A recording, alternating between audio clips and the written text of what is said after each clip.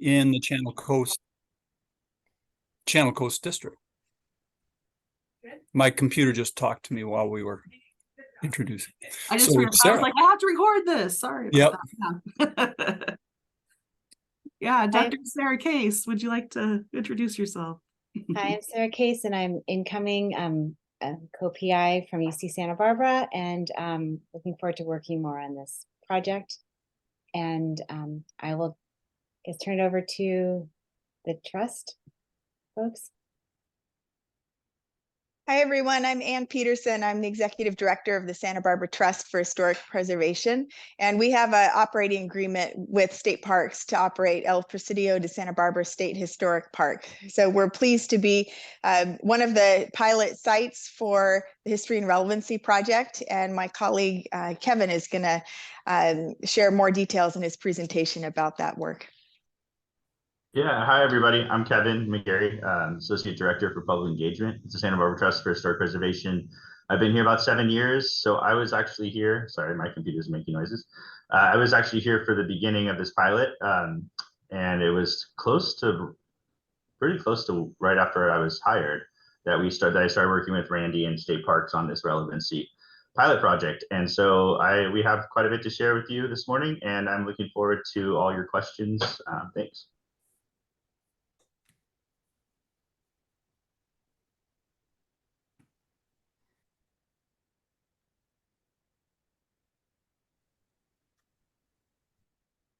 Shall we launch in, Blythe? Yeah, so let's start with UCSB and some of the work that's been going on there since about, I think it's 2015 or so, since the pilot started there. That's about right, if I can remember correctly. Yeah, that was just after I was born, and we began the project. So first of all, I will say thanks to those of you in attendance. It's great to have people interested, and I think broadening, carrying the program forward. When it piloted, that, as you heard from Kathy last week, it was really very piloty. We were really not sure, and I'm sure Jim Newland and the others involved with this were hopeful as we were, but weren't sure where all this would take us. We've been really fortunate in the Channel Coast District to have the Santa Barbara Trust for Historic Preservation operating El Presidio. It has kind of multiplied the intellectual power along with our illustrious grad associates, brought to planning the various projects, as well as given a brilliant place to present to the public and invite the public to engage. I would just like to, since we are going to do this in 3 parts, and very briefly to allow for your questions, I'd like to just run through first some of the things that we have done since 2015, then a couple of the things that are on the books now, but not stealing either Kevin or Ann Boggess's thunder on what's up and what the trust in particular has carried forward. So here's our slide gesture. We started by thinking about pop-ups that would invite the community to locate themselves in Santa Barbara. So our very first set of programs were these sort of pop-up kiosks over the first couple of years of the program, inviting visitors to reconsider the making of place in Santa Barbara and to consider themselves in the making of place, so that while they were standing in a very historically visual surrounding, that in fact what they were, who they are and where they came from also makes Santa Barbara. So this was carried forward by one of the features that I wanted to mention, that we have invited not only graduate students, but we've built into the grants undergraduate intern stipends to allow really talented and diverse undergraduates to bring their skills into the program. So as you see in the top picture here, we have our grad assistant, Nora Kastner, along with 3 of our undergrads at the time who were participating in the project. Next slide. Where we are from, Kevin will talk more about, but as you see from the gathered pictures, the collaboration on this, remembering the initial conversation when we were thinking about how can we reach students, people who will become stakeholders for state parks, who have not really engaged with state parks locally, and students from diverse backgrounds to visit the park and to think about themselves in this immigration and migration lens as makers of contemporary Santa Barbara. So Kevin will talk more about that. Our next program. Oh, I do want to mention one thing about that. And as you see, the student showcase, I think, was an especially useful part of this, so that students are kind of acknowledged for the projects they did, not simply to enlighten themselves or have fun placing themselves in history, but to recognize the public-facing side of the work and their engagement in it. So I think that was, I attribute that very much to Ann and Kevin at the Trust, and I think that was a great aspect of the program over time. All right. We have also, in conversation too with Ann and the Trust, talked about the kind of contested nature of statues, or maybe the entire world talked about this and brought it to our attention. But because the park is the site of the Carlos III statue that had been object of contention and in Santa Barbara and came to rest at the Presidio in the back of the Presidio's Comandancia. Our students during COVID took it upon themselves to say, well, let's put that in the context of commemorative art in Santa Barbara. So one of the things they did in masks safely was walked the streets of Santa Barbara to track down the various places where public art was representing history, or where public art was not intending to represent history, but nevertheless made sort of historical connotations about what the nature of Santa Barbara was. They put together this extraordinary virtual walking tour. And a couple of the features, in addition to the Sexton Story Circle that the Allied Chumash peoples had created next to the ocean downtown, they tracked down an untitled statue that's commonly referred to down in this corner as the Sacagawea statue, and we're fascinated with this idea of appropriation of indigenous imagery with and displaced indigenous imagery with Santa Barbara. So there was an example of the kinds of things they've included in the tour. Another is research on the Daughters of the American Revolution celebration plaques from the 1920s and 30s of the first white settler in Santa Barbara, and the second plaque, the first white woman in Santa Barbara. And the fascination with this was in part because a public outcry by City Council led to the removal in 2020.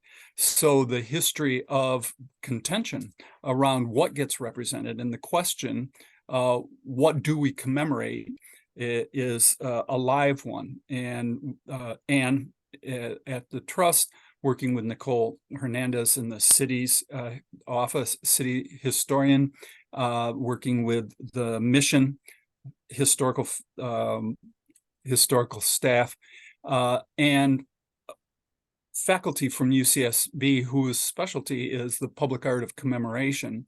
We'd imagined just in time for the onset of COVID having a public program series on this that would lead to facilitated dialogues in the community. So the grad students have done this work. We are awaiting and hoping we'll have the chance to have it presented, have it draw the public in on a pressing issue. Next slide.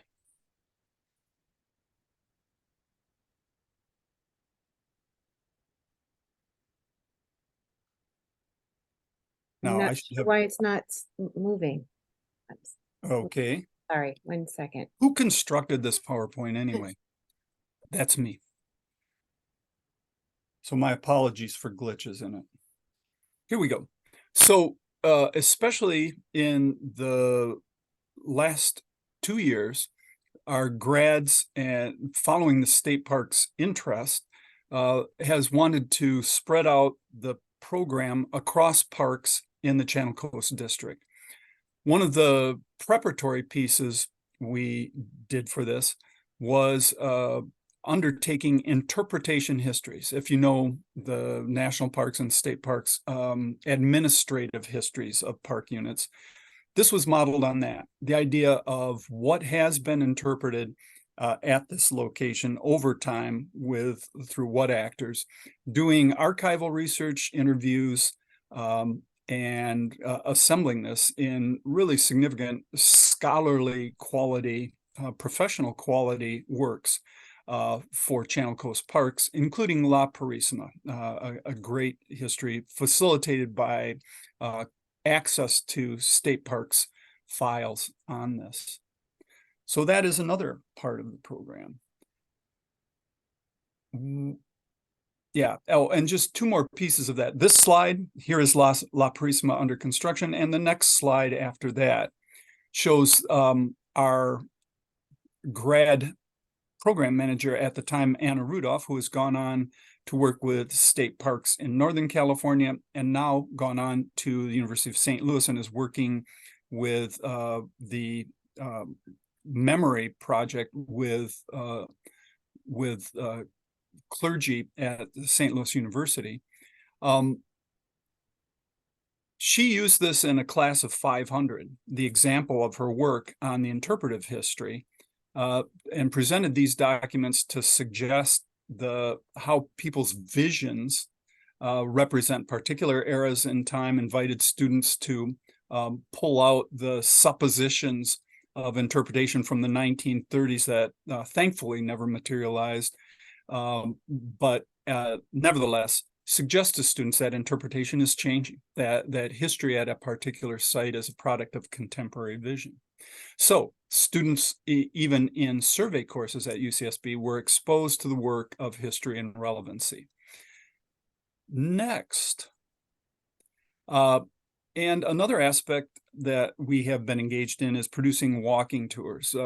Having witnessed and partaken in the Trust's Presidio neighborhood walking tour, which Anne and Kevin generously provided for classes of students for over years. Being party to that led us to think about walking tours on immigration and on the cultural history of environmental change and immigration in transforming state park spaces as ways to invite publics into different kinds of programs at Carpinteria and launching at El Presidio, but then wandering through Santa Barbara before ending again at the Presidio. So to set state parks in their larger context. I think that is about it for the programs that we'll mention. So I will stop there. And Sarah, perhaps if our current students are here, we could talk about other projects underway too, if they would like, or simply to introduce. Sure. I noticed 2 of our current students, and I thought maybe you'd like to just briefly introduce yourselves. Kendall, do you want to start? Yeah, hi, I'm Kendall, she, her. I'm a 5th year in the PhD program in history here at UCSB. And I was working with relevancy in history last year, but my new role, I've now transitioned to project manager, taking over for our wonderful previous leader in this, Emma John, who's not here. So now I can't speak as much to some of these projects because I got in on the tail end of them, but I'm looking forward to what we have upcoming for sure. And Casey, do you want to introduce yourself as well? Yes, sorry, my Zoom is being creative and how it is not allowing me to expand it out again. Here we go. Apologies. Yeah, so my name is Casey Hoffman-Skasny. I am a 4th year in public history. I am actually just being onboarded to the project right now. I'm not fully involved yet, but I have done some work with the trust. I actually got to work with Kevin a little bit this summer on a project through our Interdisciplinary Humanities Center on the making of monuments, which is giving 4th through 6th graders a sort of toolkit for understanding monuments and how they interact with their communities. So I'm very excited to be a part of this project and to meet you all today.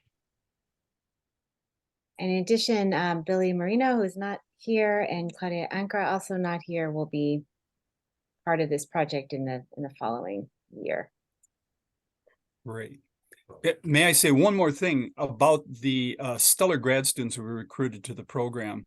While both Kendall and Casey identify as one of their fields in public history, they also have fields in very diverse topics, as have all of our grad students. We were able to participate in one of the projects we have not talked about, the chapel public art project, the light show that's going to be incorporated, which really benefited from a prior student, Anna Rudolph's studies in medieval history. Casey and Kendall both look at the representation of ancient history in contemporary iconography as well. That's a gross misrepresentation of your work. Go ahead and do your dissertations anyway.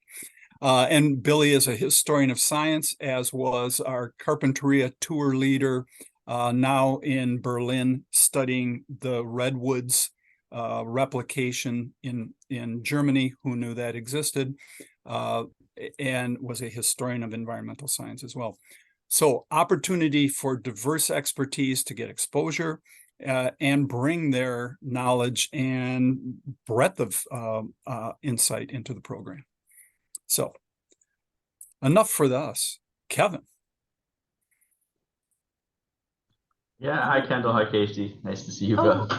Oh, hey, and I just want to interject too. I just wanted to say, if anyone does have questions, just, put those in the chat and we'll get those at the end. We'll be talking about things at the end. Just keep your questions and yeah, thank you. Yeah, But take yeah, it away, Kevin. Thank you. Yeah, if you put your questions in the chat, we'll try to get to them all together at the end. All 3 of the partners will be answering questions together to make sure we answer them well. So I'm going to share my screen now. I have a little presentation for you guys. So like I said, I was here at the inception of the pilot project. So I've seen the various ups and downs and ebbs and flows of the history of relevancy. Can everyone see that okay? I think so. So I'm going to talk specifically about what we've been able to do here at El Presidio de Santa Barbara State Historic Park since the inception of the pilot program. We initially, one of the first things that Anne, our executive director, Ann Petersen, and I did was take part in an interview process with state parks to select an interpreter who would be present at the trust programs and be here to give school tours and be a part of our programming, and also to be thinking about these themes of immigration and migration and creating content. Her name was Heidi. She was with us for the first, I think, almost 2 years of the pilot project. And I think you saw a picture in Randy's presentation of her. After that, we did not have state parks we did not have a physical presence with state parks on site as much, but so it was a lot of work with the grad students and UCSB to further the relevancy and history kind of projects through what we were doing, and one of the big things. Here's all the presenters here today, in case you want to see their names from the different partnerships, the different organizations, and this is what El Presidio de Sonora State Parks Historic Park looks like. If you haven't been here, I'm sure most of you have. It's right in the heart of the historic heart of downtown Santa Barbara. We now refer to it as the Presidio neighborhood. And it's a couple blocks away from our other historic site, which is the Casa de la Guerra. It's a historic house museum interpreting Mexican period Santa Barbara. So those are our two major, within the Presidio neighborhood, the two historic sites that we operate as a nonprofit. And we, again, like Ann said, we have a unique partnership with state parks. We have full operating kind of power and control over El Presidio de Santa Barbara State Historic Park, which is very unique within the state park system. So this made this working with both the university and state parks pretty natural in terms of we're used to doing collaborations and partnerships with other nonprofits, and we've partnered with both individually a lot in the past. So the Relevancy and History Project, this is a video that we made for the Where We Are From project program, which I'll get to in a little bit, but there's Randy there. So we created a bunch of content for that program, which I'll speak to, but a lot of the ideas behind at the beginning was to really elevate the diversity of the neighborhood and the area that is now the kind of what we call the footprint of El Presidio State Park. All of the different cultural and ethnic communities that lived in this part of downtown Santa Barbara over time, and not just focus on the point of contact between and the colonial moment, or however you want to say it, where the Spanish came, but what was before. So the indigenous stories, we're here on Chumash and ancestral lands. The Chumash community is still very vibrant in Santa Barbara. So we always want to include them, and with our graduate students and where we're going, which Ann Boggess will get to, we're really focused on incorporating Chumash history and stories and culture into the Relevancy Project more, all the way to the Santa Barbara's Chinatown and Niamachi and the kind of layered history of the Presidio neighborhood. So that was a lot of the impetus behind some of the ideas of to reach those themes of migration and immigration across the generations of people who resided in Santa Barbara. So UC Santa Barbara provided, so the state parks provided that original interpreter for the first couple of years, and then really the partnership became, the funding was coming from state parks, and we checked in with the state parks when we were doing projects, but it was really the graduate students, the historians, undergraduate students in Randy's classes who helped with research and helped us not just kind of come up with content and come up with activities for these programs, but also helped us at the program. So Marielle, who's right here with Randy, before Emma and Anna was the relevancy kind of I don't know what the manager for UCSB for the graduate students. And so this is them doing one of those kiosk kind of pop-ups at one of our events. This might have been the Asian American Neighborhood Festival, or possibly our Community History Day, which is a public event we do each of those every year to celebrate the diversity of Santa Barbara history and the Presidio neighborhood and the communities that were here. Here is Emma John, who was just alluded to by, I think by Kendall or by Casey, who was the kind of what Marielle's position was, the last person to do it. She just moved back to the East Coast, finished her work at UCSB.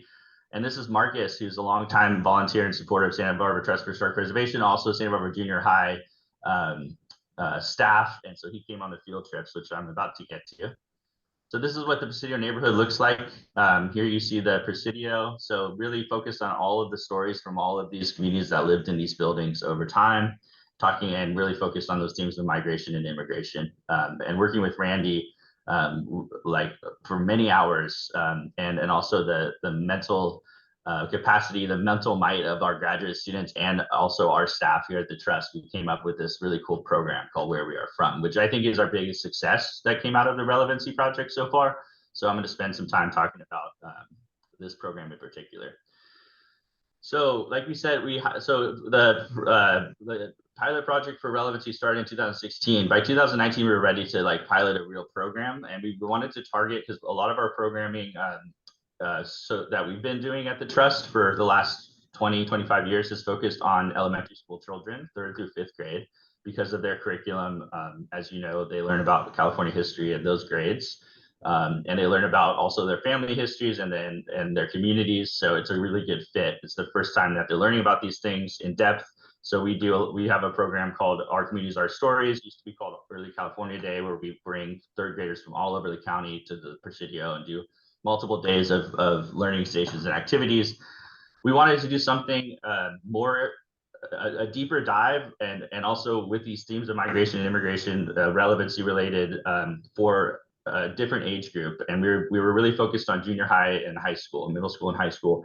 And we wanted to start with 7th grade, because looking at their curriculum, they do a lot of work about identity and community and families and their family. And they write a poem, they do a poem in English class that's all about like discovering who they are and how they identify themselves. And then they do mapping projects in history class, and they also learn about the influence of power and colonial power and the movement of peoples. And so it's a really good age to kind of bring them back to the site for more programming. So in 2019, we had all the 7th graders walk over from Santa Barbara Junior High, which is about a half-mile away, which is the closest middle school to us here at the Presidio. And before that, we had to do a lot of meetings with the teachers and through the summer. So Randy and I met with the teachers. We got some teachers behind this, the English and history teachers mostly, but other teachers came to chaperone, and it was a real like all school effort to bring them. And the idea was to really do more longer activities where they're really student centered. So they actually got and also so they could really work with each other to learn about themselves within these historic spaces and see themselves in these stories of migration and immigration at the Presidio, including the soldados that walked from present day northern Mexico to come and establish the Presidio, but also looking at the history of the Chumash people, but also looking at these Chinese and Japanese immigrants that formed Santa Barbara's Chinatown and Neo-Machi neighborhoods. So we did learning stations about all of these different things. So the pilot year was 2019. We served over 400 junior high 7th graders, which was a lot, over 2 days in 4 waves. A lot of you have done programming at state parks, you know what that's like. So I'm not going to go into detail about how we did it. We basically were tired at the end of the 2 days, but everything went great. We relied on volunteers and the graduate students from the Relevancy and History project, like the ones you just met. They helped us, our staff and our volunteers, conduct these activities. And then in 2020, we wanted to do it again, and we had, I think, some leftover we used Relevancy funding for 2019, and it was a success. And in 2020, we applied for an NEH grant to continue the program virtually, and we were lucky enough to get that funding. So really, it turned into a Santa Barbara Trust for Historic Preservation program, and it all came out of this relevancy discussion that we had in developing it. But now it's really one of our annual programs that we try to do every year to get middle school students to the site in the fall. But in 2020, we had to transform it into a virtual experience, and we wanted to do a week-long kind of Zoom takeover of the 7th grade history classes. And somehow we did it. And I can't tell you how instrumental the graduate students were in that process. I mean, it seems like hundreds of Zoom meetings to get all of the content and come up with new content and lesson plans, and to make it a digestible and differentiated instruction through Zoom, which is difficult.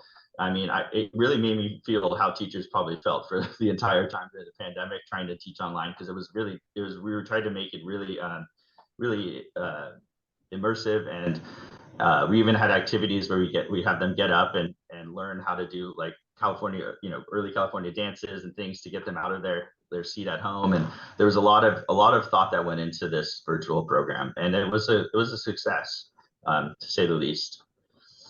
So what we got out of this, we've had one iteration or maybe two iterations since then. We brought it back last year, and we did 4 or 5 learning stations in person, but we were also able to use some of the virtual lessons and activities so that they had pre and post visit experiences that the teachers could do. And we were able to also zoom in and meet them ahead of time in their classrooms before they came to visit. So we kind of like used both these pilot years and merge them together to make an even more a longer and a more impactful experience, both before, during their visit, during their field trip, and after, because we had all of this great content that we created during thanks to the NEH grant and the time we spent on Zoom during the pandemic. So some of the reasons why I think this partnership has really helped us, especially with this program, is we were able to, with Randy's help, he was the first person I think to contact a teacher at Santa Barbara Junior High, and then now I know a lot of the junior high teachers in town, and Santa Barbara Junior High is very diverse in their student body, and this was the first time, at least, that the teachers let me know that their history and English classes had been approached to do this kind of thing, and to do a field trip type program like this, which I thought was really meaningful for them, because it allowed them to, to really contextualize the lessons they were trying to do in their classes. So these are some of the things I think that the vision helped us achieve. It helped us better realize the historic and cultural potential of the California State Park resources. By creating meaningful connections to contemporary communities and issues. It highlighted the histories of the indigenous and other marginalized communities that have lived and continue to live in Santa Barbara's Presidio neighborhood. It shared the stories of migration and immigration and the history of local communities they formed, and it helps students understand their own personal experiences and family stories. They did oral histories with a family member before they came, and they still do that in 7th grade, and they did it before they came this past year as well. And it helps them kind of put themselves in this broader history and situate themselves as history makers, not just, students of history. And you see a quote at the bottom. I think that's really powerful from the junior high experience perspective. And then the results. Over those 2 years, we reached over 700 students and their families, because we did the student showcase. We even did a virtual student showcase the second year, which we created a website through UCSB to help promote the students' work and to show what they learned. We helped approximately 10 teachers enrich their curriculum over the course of the 2 years. We reached a target audience that reflects the diversity of Santa Barbara community. And really, we utilize state park and university resources in a new way to interpret local history in relevant ways.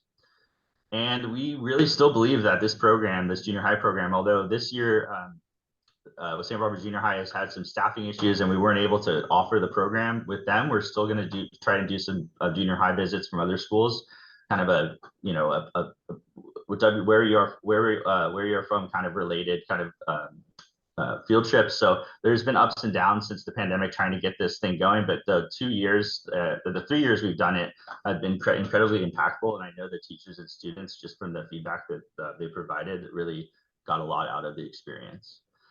And then overall, just before I get into the future projects we're working on and current projects, I think relevancy in history allows students to directly see themselves in these spaces. And we try to think of activities and lessons that are student-centered. So we want them interacting with each other, learning from each other and themselves in these historic spaces. The history, relevancy in history, really, we've tried to reflect the community's demographics in the planning, design, and facilitation of the programming. And so things like thinking of volunteers that reflect the student demographics. We're working on this, and this is something, as I work with the graduate students and Boggess, we'll get to but working with Anne and her team at State Parks, trying to think of ways that we can really do better with this, reflecting the students, you know, demographic and ethnic makeup a little bit more in the programming. And then I think the programs we've done has created mirrors, not windows. So it's an opportunity for the students and the public and their families to see themselves at and in the historic sites through the lessons and activities and through the, you know, kind of the conversations hopefully they have with their families after. One really exciting project that was funded by the Relevancy and History funding is this chapel wedding ceremony protection project that I've spent the past few years working on, and it's had a lot of moving parts, and we're about to unveil it soon, before the end of the year, hopefully, if not the very start of the new year. And basically this came out of and I'm going to be working with the graduate students like Kendall and Casey to work on curriculum guides and things for this. But this is basically a 7 to 8 minute projected. You can see here kind of an example. This isn't the final what it's going to look like, but it's a 7 to 8 minute wedding historical Presidio wedding experience, where with full audio visual of projected characters of a wedding that would have taken place in the early 1800s at the Presidio. So it's really cool, really exciting, very unique, and something that was able to come to life because of this funding and these ideas that through the Relevancy and History project, that we can, you know, use the commonalities between people, something like a wedding that everybody in every culture experiences, and use the historic site to really immerse learners, whether it's the public or students, to really experience something like that they may have experienced with their family, but at least they know of what a wedding is, and really understand you know, what the similarities and maybe some of the distinct and different traditional things that happened during the wedding ceremony back then, and really kind of, you know, meet them where they're at as a learner, and have them experience something and come up with questions. And so we have some work to do in terms of pre-visit and post-visit questions, and also, you know, activity that we can do right afterwards. But that's the kind of stuff that with the Relevancy team we'll get to complete more quickly, because we have a lot more brain power with our wonderful grad students and our state parks team. So some more things that are coming up, and Boggess will talk about, hopefully we'll talk about this amazing Chumash introduction kind of intro video that I think is going to happen and be made available for visitor centers and for tours for across the Channel Coast District. We've just started our inclusive history project with state parks. So these themes, a lot of these themes of relevancy and history are what is being focused on by a cohort of lots of state parks statewide, to talk about how we teach and how we reach people with inclusive and accessible programming. And we're expanding the Where We Are From in the future. I'm definitely still doing this. This year was a little bit of a speed bump because of the fact that Santa Barbara Junior High was unable to participate, but I want to expand to La Cumbre Junior High, which is another middle school close by in the future. And our chapel wedding projection, we're going to come up with curriculum guides and materials for more educators and students. We also have plans that are relevancy and history related with the statue of King Carlos that Randy talked about, and we'd still like to do programming around that. We're actually in the middle of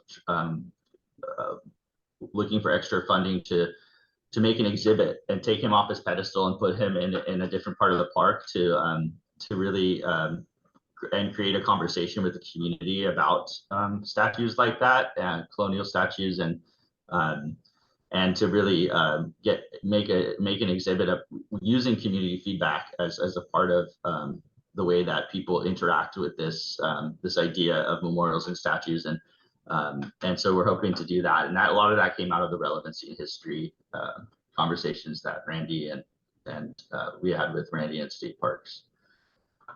And that's all I got, and I'm going to hand it over to Ann now, who will talk about what's happening at the Channel Coast level and where we're headed there. Thank you, Kevin. Hi, everyone. That is just so much great work done by everybody over the last few years. And I stepped into the program in 2022, June of 2022. And actually, it wasn't until probably March of 2022. And in that time, we did hire our first relevancy and history interpreter since Heidi was here, and she had vacated that position back in, I want to say 2018 or maybe even earlier. And so it was great to have Gabby join us for a brief while, and she has since moved on, moving out of the area.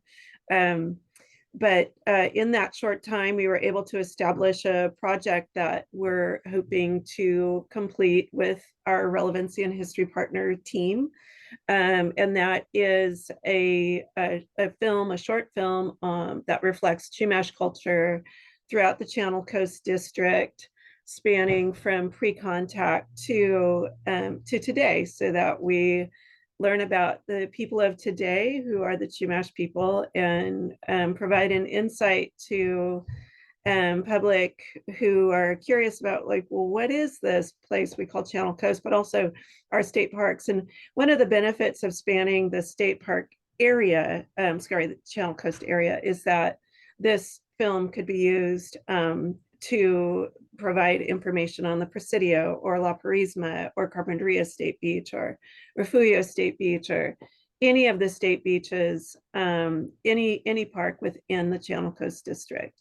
So this, of course, is something that we're going to be working closely with when it comes to our Chumash community and following the procedures set forth by state parks to make sure that we do it in the proper fashion of following our policies. And I know Glenn Tietzer has been working really hard on that to make sure that we're getting these relationships going, getting our collaborations in place. And that's going to be a lot of work on its own. But that is why it's really important. We need to bring in the Chumash voice. And until we have our understanding of what their needs are and where they're coming from and how they would like to tell their story, we're kind of waiting on those pieces to come forward. While we're waiting, though, we just had our inclusive history cohort in-person training. It was a 2-day training. I think most of you were there. I saw a lot of familiar faces on this call who were there, and it was a really insightful training, opening up perspectives, understanding where we are right now in our process, understanding and getting insight on some of the barriers that are things that we need to work through.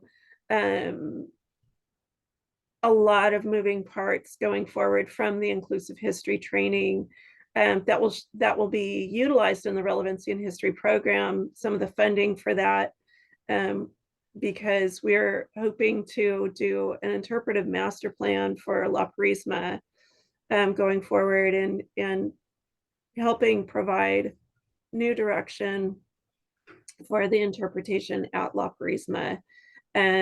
Taking our general plan and building off of that into areas that need more collaboration with our Chumash counterparts, with our Chumash partners.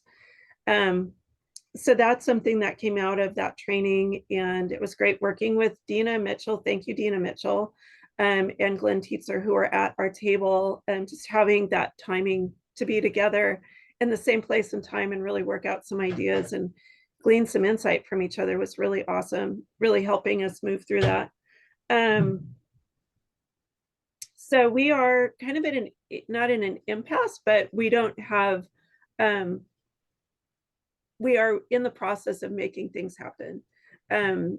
Because I'm new at it, because we have a vacancy in the interpreter 1 position right now.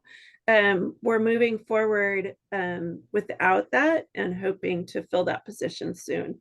And the other thing I want to just bring up that was something else we accomplished this year was there was a new version of the SciArc project that was done in 2015 at Chumash Painted Cave, and that launched this year in August. And it's a really great way to have people explore Chumash Painted Cave and provide insight into what it is and why it's important. And we partnered with Ernestine DeSoto for that project. And it was really great connecting with her. And we actually launched it on her 85th birthday. So that was really great. With that, I'm going to turn it back over to Blythe.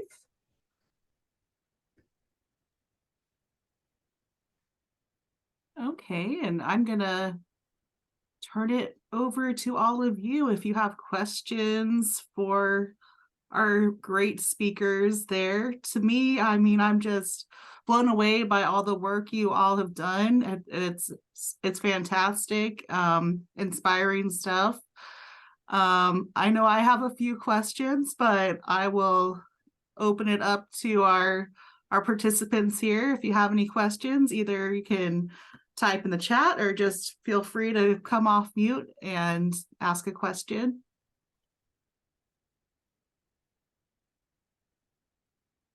Randy, Sarah, I think we can put our screens on.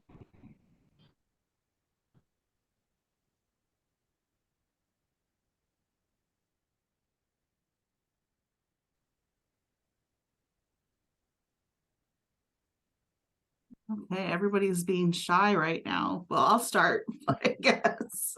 I will start. Okay, one question I had, I really like the idea, Kevin, of what you said about for the programs that you're doing of history being a mirror instead of a window. You know, I think that's a really great concept and something to aspire to, like when we're doing all of our programs. Like how do people see themselves inside of our historical programs? How do they reflect in our programs? I don't know, Randy, what do you think about that statement? Or Sarah, I mean, do you also think that's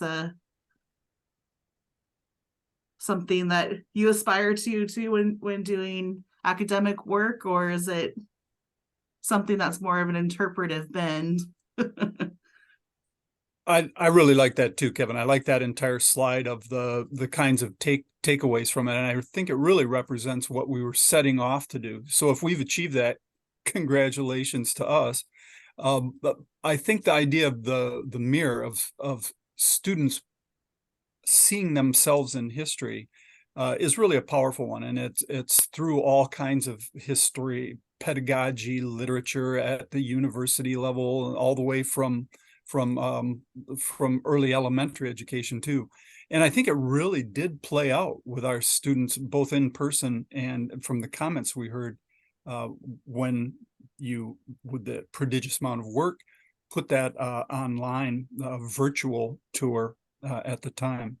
One thing I was going to pitch about all of this was we think of relevancy in history engaging the community and reflecting the community's interests in this. It was actually a teacher contacting us at one of the pop-up kiosks who raised the question, how might this work with our curriculum? And from that, the whole thing just kind of took off. So to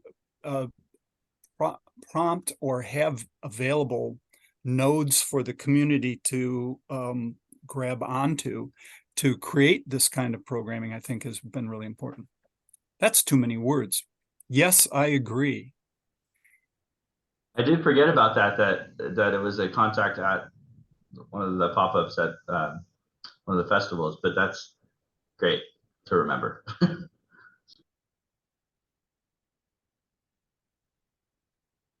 I guess this is a question for anyone, but what do you think has been, and this is a safe group here, but you can be honest, you're being recorded, I guess, a little, you know, what has been the most challenging part of this project for relevancy in history? What has been the hardest part, do you think, or the biggest obstacle?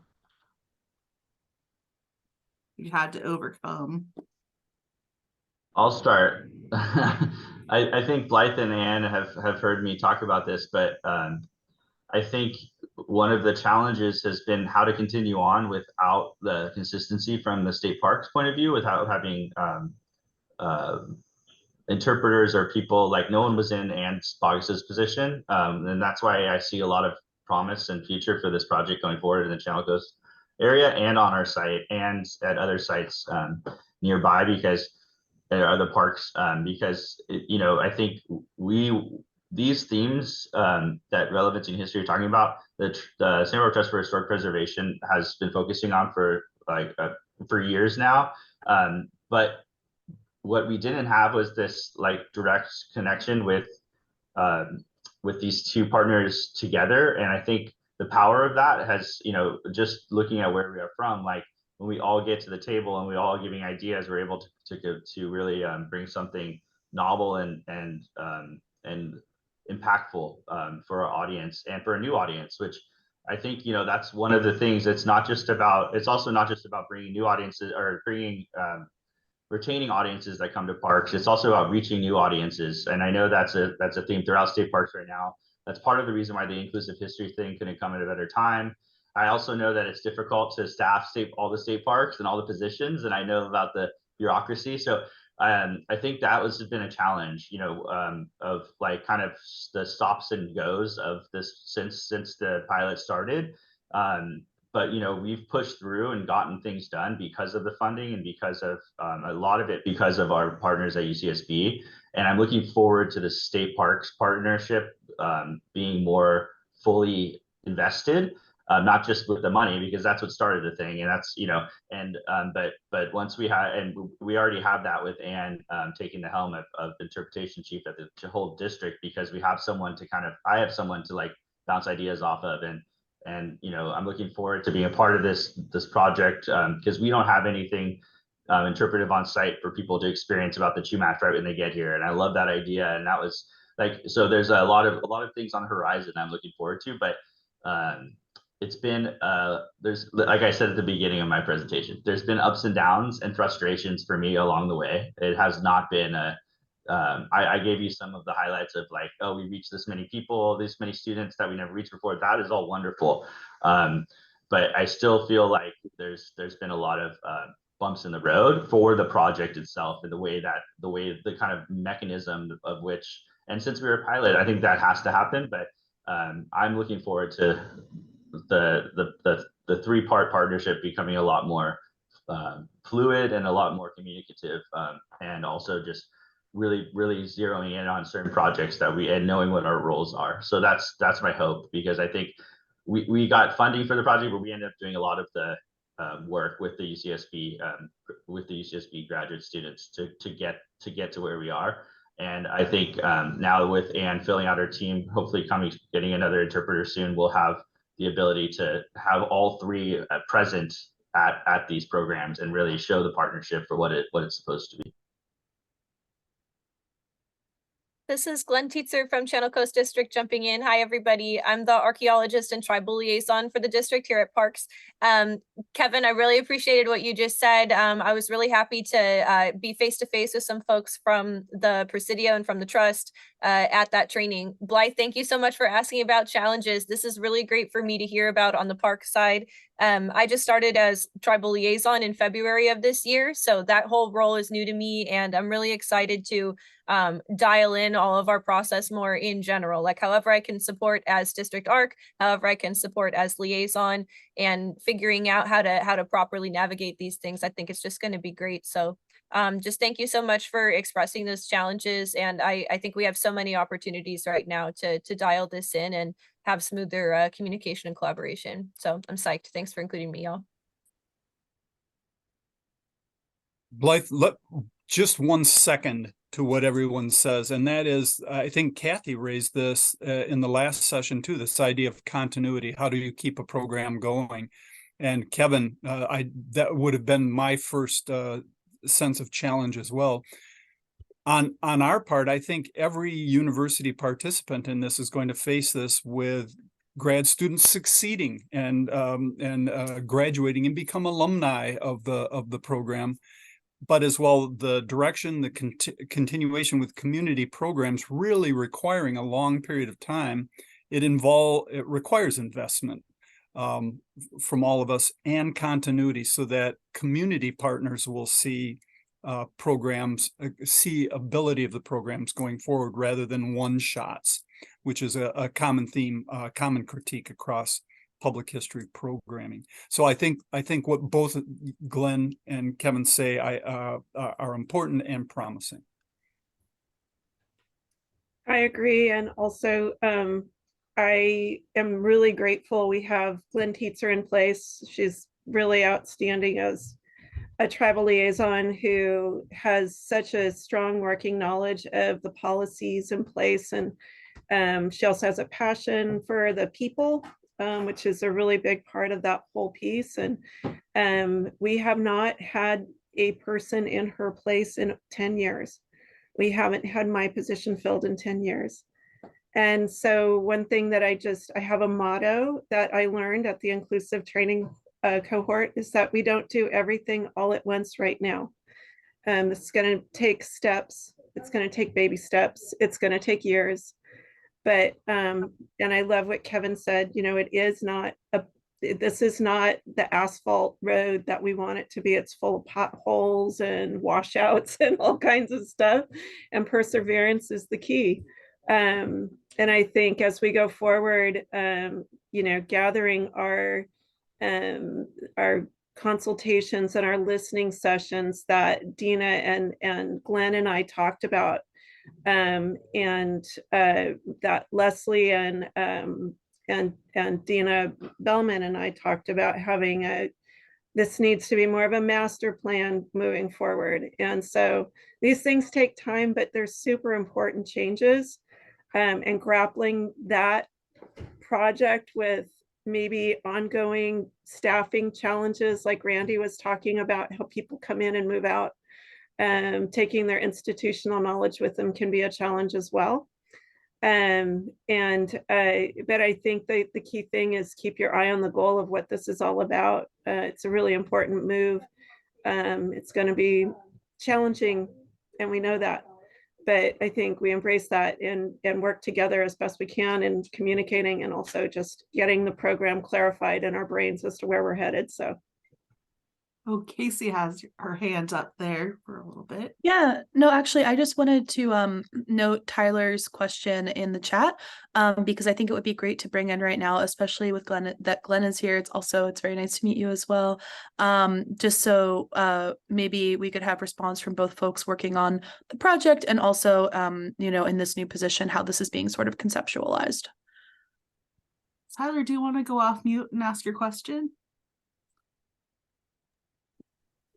Yeah, of course. So basically what my question was is when working on a project like this that involved different groups with very distinct points of views that conflict on things like the California missions and the treatment of the people who lived and worked at those missions, how do you go about interpreting this history without alienating different groups in your local community who clearly wouldn't agree on some of these like conclusions that we come to when looking at the history? I might let Glenn talk about, the state park approach to that. And then I might tell you as like a more nimble nonprofit, how we've done it. Sure, can we do that?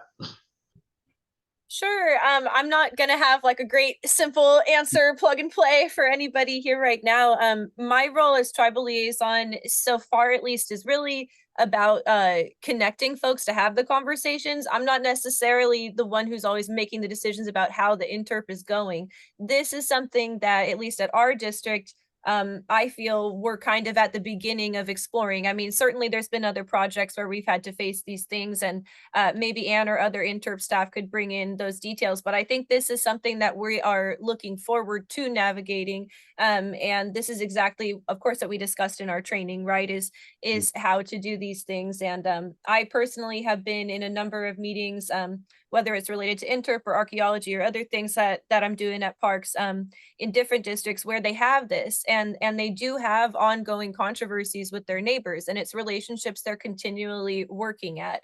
It's this you know, just echoing what Anne said, we don't do everything all at once right now, right? It's like these things are long-term, looking at these long-term relationships between groups. So it sounds like there's lots of ways to present multiple viewpoints, and there's also lots of ways to decide which one you're emphasizing, and it's something that we're looking into. It looks like Jim Newland has his hand up. Maybe you could give us some like statewide perspective on that, or whatever your comments may be. That would be great. Yeah, thanks for that point of view. Yeah, sure. Let me just end. Hi, everyone.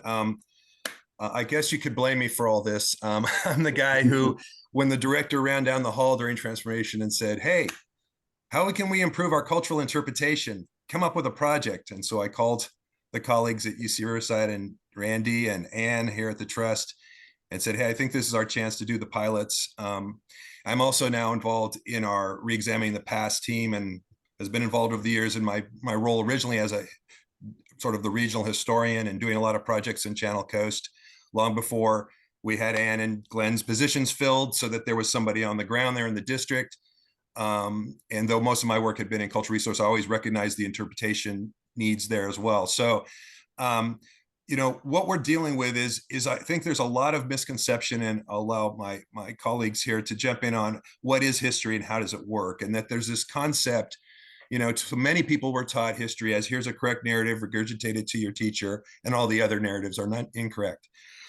For those of us who were, you know, had it beaten into our heads in grad school, that there are plenty of multiple narratives and perspectives that are just as well documented on the same events, right? So partially it's breaking down, I think, helping us put programming to explain to people that there isn't always just one well-documented and contexted narrative. And so the ability to say that there's multiple narratives about things like the mission system, or, you know, I mean, I think that's part of what we have to sort of build our team up to be able to have understanding that you can have multiple narratives on a topic or a subject that are solidly documented. I mean, when I was in grad school 3 years ago, still the concept of genocidal activities of the government against Native Americans in California wasn't really part of the historiography. Now it is a solid, well-documented, well-researched and published concept of the historiography of California. So our goal from Relevance History was, how can we make sure state parks that we have a knowledge of that updated, you know, historiography and scholarship, so that we can present to people and understand that you may have a different perspective from your background, and it may be well documented, and someone may have a completely different and opposing, in theory, perspective that is just as well documented and supported, to make them valid, and break down some of these assumptions about there's one historical truth or truths and those guys, as opposed to how we actually do history and how we then take it to the public to interpret it. So as Randy, when we put pedagogy in the in our initial proposal, and I was told to not say that in front of like the budget committee when we got funded, but you know, we know that that's not the necessarily the direct way you would approach the public, but we need to be able to get the word across to them that there could be multiple perspectives on these places, these people. It's just as the same as we had to address, say, the Madison Grant issue up in the North Coast Redwoods, where here's, you know, one of the leading eugenicists on the planet, who's also an extremely important, you know, conservationist who helped create the state park system. Both of those are correct and well-documented, you know, facts, right? But how do you address today interpreting some of the other side that we don't concur with today as a department? And so it's the same sort of thing of, you have to be open, and it's just, as you all heard, it's going to take time. It takes time to work with different groups and constituents to make sure they understand that their position needs to be brought into the dialogue and to the discussion. But they may find others with different perspectives, and that doesn't make theirs any less valid or from their perspective, but we need to be open that we're going to be additive here. One of the things that's come up recently in our discussions is that what we're doing is we're adding new narratives that we may not have even considered before, and that's allowing us to be able to have that perspective. And the goal from day one of Relevance History was to help us be tooled and staffed so that we can be that safe ground for civic dialogue on such topics. I mean, that is our ultimate goal down the line. So, and I just want to just say, as the guy who did sort of throw Randy and Ann under the bus to say, hey, let's do this. Let's see what happens. Your persistence amongst the ups and downs and the potholes and the road collapses on occasion is just commendable, and really fulfills all the faith and hope I had in that you were the right folks. And I know that, Ann, we're going to get that position filled, and we're going to, try to make this relationship and this partnership truly institutionalized, because it benefits all of our organizations, right? And all our missions. It's not just a great opportunity for, students in the grad programs there in public history, as a public history grad myself, but it's also that ability to, to understand and learn, where you might fit into that, and an agency job or an agency career might fit into that. So I hope that over answers your question, Tyler. And just know that, that it's never going to be easy sledding or driving over the road. But without the efforts, we're never going to be able to make sure that we can allow folks to come in and bring those perspectives and engage and separate ourselves from the old didactic interpretation. We just throw facts at people, right? To allow them to engage and tell us their input, which hopefully makes them feel more relevant and engage with us further. So yeah, that's great. Thank you. Anyway, so there's the long-winded answer for you. Thanks. I'll just underscore that point, that I don't think that main point, Jim, that multiple perspectives we're not going to eradicate conflicting perspectives or biases or interpretations. So that's not a goal of this programming. I think that idea of creating space and a welcoming place of gathering for people to have these conversations and learn about each other's experiences, especially their experience, family stories or migration stories or whatever, is the goal. It's to create a space, a safe space, a welcoming space that hopefully is a way for people to access parks that haven't in the past, or for people to know that there's space there in historic parks, but also in natural parks for these conversations to be had. And I was on board right away. So you did not throw us under the bus. Ann and I were on board. We also, this project was starting, and this is where it comes into our nimble and our side of the story. And we had a big sea change, a huge executive leadership change. Ann took over at the trust, had been here working in various positions for many years. So we had a new leadership. I was the second hire. Ann and I, like, one of our first conversations about programming had to do with this direction. And there had already been, we'd already been doing programming around especially the Asian American history in and around the Presidio neighborhood. And so I'm going to share, it coincided. So this Relevancy in History project also coincided with our big effort for a new strategic plan that took a few years to do. And in 2019, 2018-19, we had a new mission and values. I'll put it in the, and really our values aligned perfectly with the values and the ideas of the Relevancy in History project. So if you want to look at our new mission statement, I still call it new, but it's because I feel like it's new, because I was at the table with the community and we did stakeholder charrettes and community feedback groups to get to this point. But it's been our mission and values now for a few years.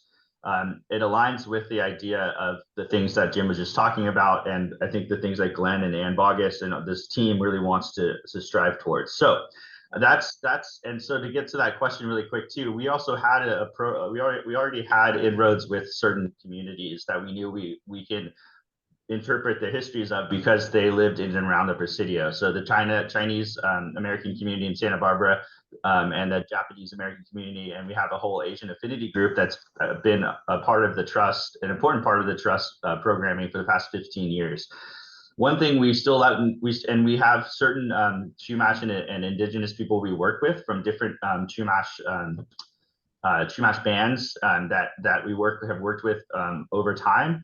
And that is a little bit different than the traditional approach that State Parks has, but we've always included them with our programming because we always want to have Chumash voice involved.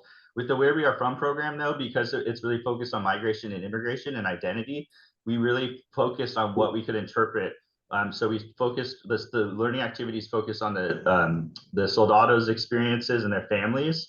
We used the Valenzuela, the El Cuartel story of the 3 generations of Valenzuelas, and Randy did a great intro video about that. And then we also talked about the Japanese and the Chinese mostly. So we focused on those 3 cultures because we had already trust in those communities, and we had a lot of interpretive, experience we could pull on.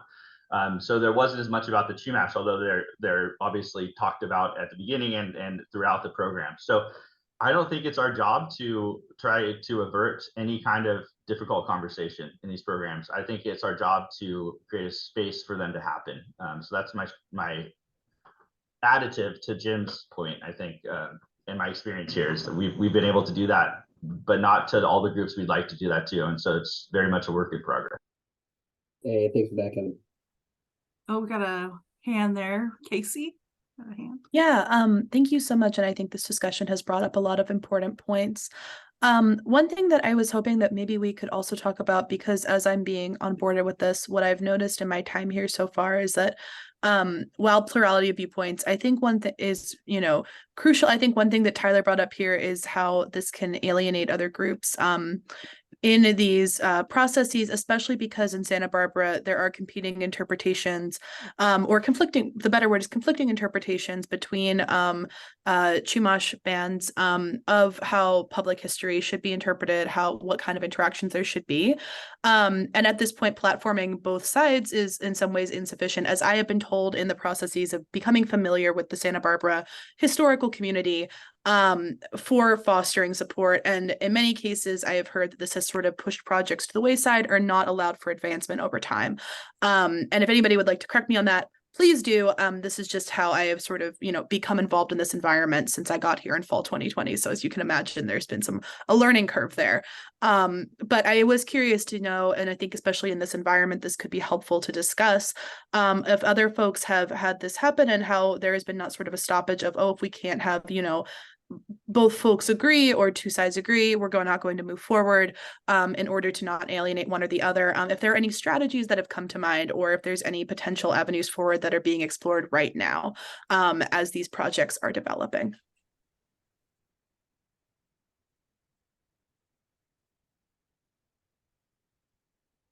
It's a great question. I'm trying to draw on examples that I've heard of in other districts throughout state parks. And I just keep coming back to that same concept, which to me, is a little bit of an unsatisfying but real answer, which is that those controversies do happen and people are looking at those long-term relationships. So I think it's a lot about listening. And that sounds like, a very general concept, but I think it's really, really true in these things. I think it's hearing the concerns of those partners and really trying to communicate those.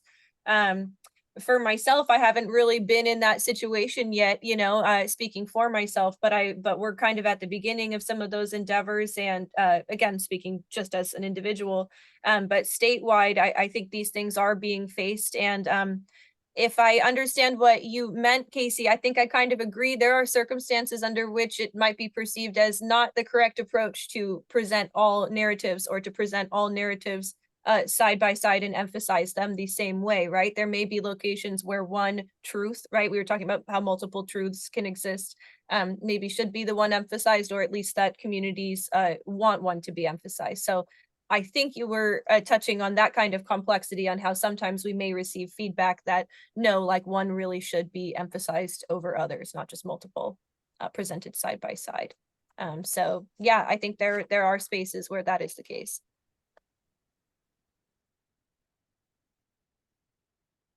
I'll say that we anticipated this, remembering conversations with Jim and with Ann P.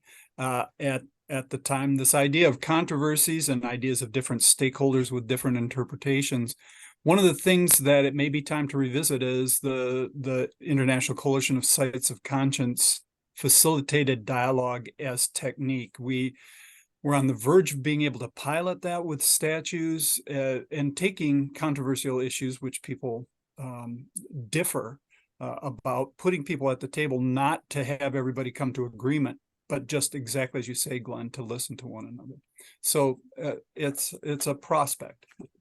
Yeah, I mean, part of what we've seen in people who are concerned is the usual the fear that their narrative is going to be replaced with somebody else's narrative, right? And so, you know, trying to explain to them, no, we want to try to find a balance. We want to try to find a platform for all those voices. And sometimes you have to make those calls due to the politics of the moment or whatever, to maybe delay a while or think about, and those are practical sort of, you know, discussions of how, you know, how deep do you want to get into something. But I think that's a key point, is to try to just keep reminding people this doesn't mean, I mean, we're not going to erase colonialism from the historiography of California, but we can figure out updated ways to interpret it, right, and to understand it. And I think that's, you know, and especially in parks like the Presidio or La Presidio have long-term supporters and you know, large groups of docents, maybe who have family connections to the colonial, you know, pioneers. It's very challenging when someone comes and says, you know, some bad stuff happened. And I often have to tell people when they ask me this, I said, you just remember, no one is guilty of their ancestors' actions, nor whether that's winning or losing. You know, today we have to be careful on that, is not assuming this, you know, those kinds of things onto folks today. So it's a balancing act in how you present that, so that they have this ability to see that there could be another perspective, even if they don't wish to agree. So I think that's part of how the challenge, and getting, as you're saying, sites of conscience, others to help us with the right techniques and the right skill sets to be able to address that when someone comes up on your interpreter and questions them or something, and how do we react, you know, to that, to be able to feel that we've heard them without, you know, just shutting it down and making them feel like they have been cut out and they have been erased from the story. And I think as we move forward, just really quickly, boots on the ground is important to keep in mind. We've got interpreters who are going to have to interpret this. This can be challenging. And so it's really important that we train our boots on the ground interpreters to have the tools they need to convey with sensitivity and respect these stories to our visitors, and have the tools to be able to handle difficult conversations, and also to have teachings on, you know, what you can change and what you can't change, and when to say, you know what, we agree to respectfully disagree on this, or, you know, thank you for your point of view. It's really important to keep in mind, you know, as we're moving forward, how we're going to play this out, boots on the ground. But we really want to be inclusive, and there's going to be some challenges moving forward. There's just no way around it. Oh, Glenn, you had your hand up. Yeah, I just I was really interested in what you were saying, Randy, about maybe I misheard, but I think that you were saying something about mediated dialogues that Sites of Conscience was doing, or was it just their techniques? I'd love to hear more about that. Yeah, it is a technique, and I'll bet that it's being incorporated. If Kevin says Braden and the Sites of Conscience folk are leading the program on inclusive history, you're going to encounter that. But the facilitated dialogue is something that I've been eager to see in action. It's complex, but I think the outcome is exactly what everyone is talking about here. Yeah, Thank you for that. Yeah. Oh, please go ahead.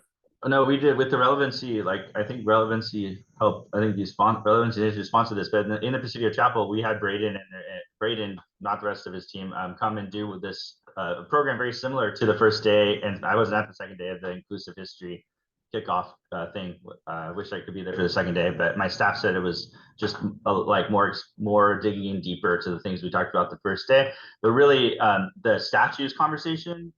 And a couple of others of the relevancy things that reaching different students. A lot of that came out of the brainstorms from that day we had with Braden and the Presidio Chapel prior to the, you know, I think that was in 2018, 19, around that time when we became a member of the Sites of Conscience, the trust.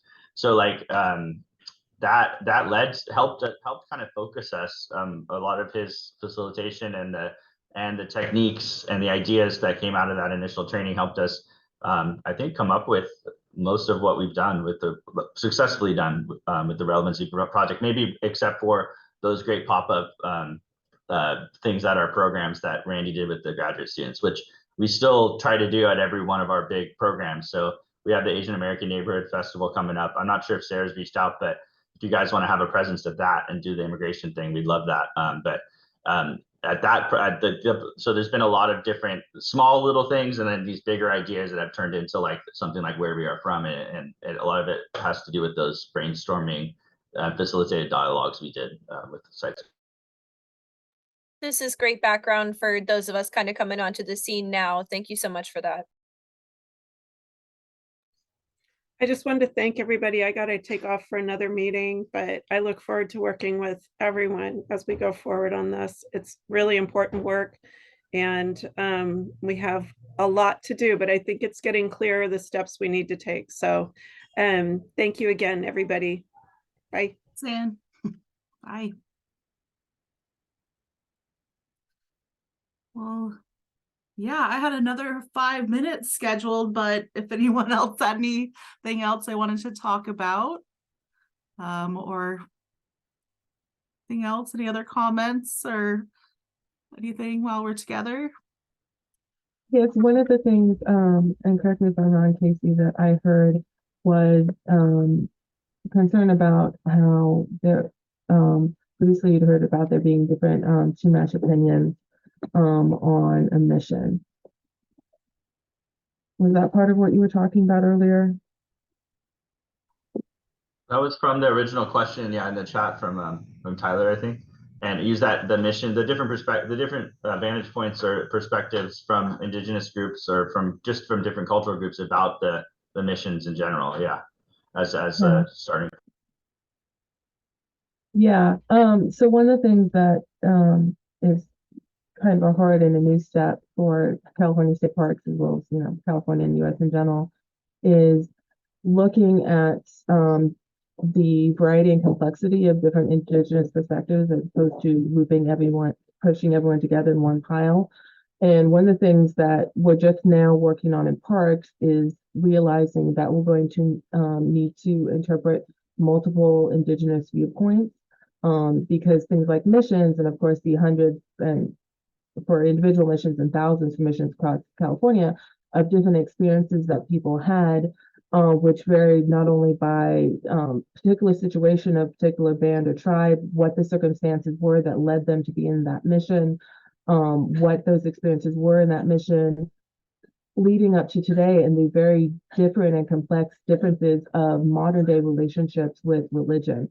So one of the things that is a little bit of a new step for us is realizing that having Indigenous perspective doesn't mean having one agreed upon, this is the Indigenous experience at this mission, because that's an impossible thing to do when you have about the experiences of hundreds and thousands of people. But that we're going to need to have multiple different Indigenous viewpoints, and that those aren't going to be the same, because we're talking about lived experiences with trauma and how it relates to the modern day, that they're going to be very complex. And I think state parks is kind of now starting to be more open to realizing that we're going to have multiple different Indigenous viewpoints, and that they're going to be very different. And that when we're talking about something like the mission, what that does is gives us a little bit more of the understanding of the complexity about what living in a mission was in its current modern day, still living in a generational trauma or religious or other impacts that still impact people today. And that we're starting to realize that that is going to be a complex story in and of itself to tell. And that we're not going to be able to just tell something, this is the story of the Chumash and this mission, because there are so many different stories, but also even to today, there are so many modern day relationships with missions that are very different, both just in terms of history, but then just in terms of modern people. And I just wanted to add that in.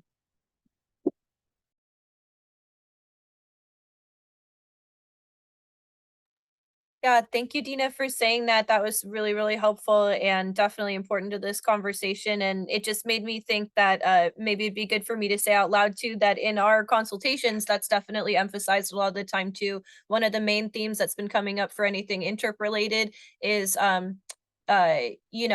both the things that connect the various Chumash communities and the things that define them, and kind of like the tension between those two things. And so like the interconnectedness and complexity of the groups. So yeah, I'm definitely hearing that feedback and consultation too.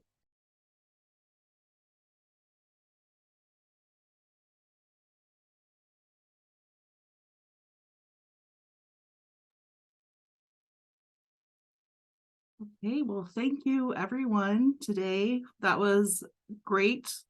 It was, I think that was a really great conversation. And if you want to go back and watch it again, I recorded it. So I'll send out the recording if you want to share that with anyone too. Have a great day and talk to you soon.